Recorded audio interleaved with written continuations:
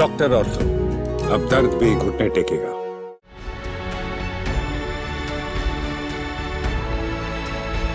दिल्ली में केजरीवाल और सीएम रेखा गुप्ता के बीच में जुबानी जंग अब तेज हो गई है। दरअसल सीएम रेखा गुप्ता एक निजी टीवी चैनल पर इंटरव्यू देने पहुंची और जब उनसे दिल्ली के विकास को लेकर सवाल किया गया तो सीएम रेखा गुप्ता ने कहा कि अभी हमें सिर्फ 3 महीने ही सरकार बनाए हुए हैं, 100 दिन से ज्यादा हमने बेहतर कार्य कर दिया है, लेकिन पूर्व की सरकार ने पिछले 10 सालों में कुछ नहीं किया। लेकिन उनकी योजनाओं को ठीक करने के चक्कर में अब दिल्ली का विकास खराब हो रहा है। हालांकि सीएम रेखा गुप्ता ने जनता को आश्वासन दिलाया और उन्होंने कहा कि आने वाले 3 सालों के अंदर दिल्ली की तस्वीर नहीं, दिल्ली की सूरत बदलेगी और जो काम पिछले 10 सालों के अंदर नहीं हुए वो अब आने वाले 3 सालों के अंदर होंगे। हालांकि इसी दौरान एंकर ने जब सीएम रेखा गुप्ता से केजरीवाल को लेकर सवाल पूछा और उन्होंने कहा कि आम आदमी पार्टी अब गुजरात उपचुनाव जीतने के बाद बिहार में चुनाव लड़ने की तैयारी कर रही है, तो सीएम रेखा गुप्ता ने हंसते हुए और मजाकिया अंदाज में केजरीवाल पर तंज किया और कहा पहले वो दिल्ली के बेटे बन रहे थे, फिर पंजाब के पुत्र बने और अब बिहार के लाल बनने की कोशिश कर रहे हैं। लेकिन रेखा गुप्ता ने साफ तौर पर कहा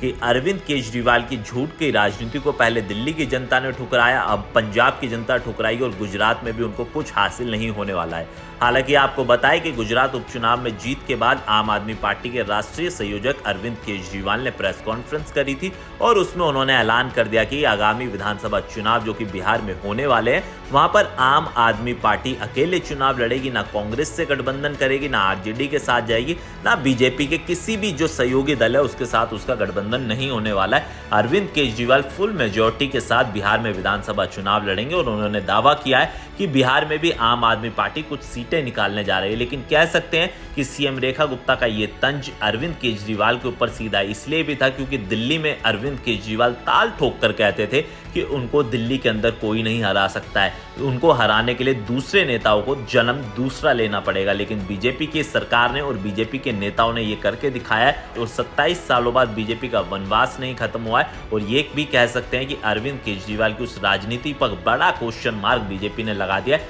जिस अरविंद केजरीवाल जो अपनी नई दिल्ली सीट को लेकर तमाम दावे ठोकते थे कि उस सीट पर उनको हराना नामुमकिन है, लेकिन भारतीय जनता पार्टी ने वो काम करके दिखाया।